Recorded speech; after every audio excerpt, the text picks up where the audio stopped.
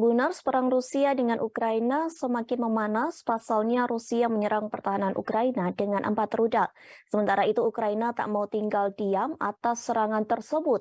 Ukraina sedang berusaha menerobos pertahanan pasukan Moskow, sehingga baik Rusia maupun Ukraina sama-sama melaporkan pertempuran sengit. Diketahui pertempuran tersebut terjadi di distrik Berislav di Kherson yang saat ini diduduki Rusia.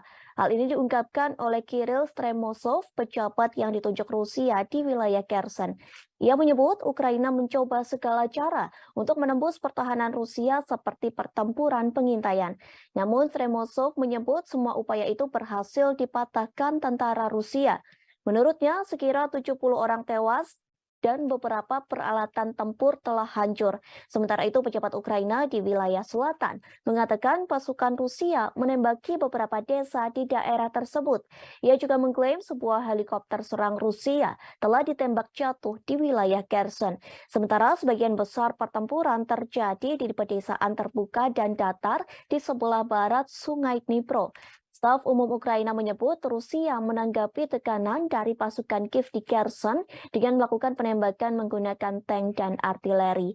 Beberapa pemukiman di Zaporizhia dan kota Mykolaiv diserang lagi.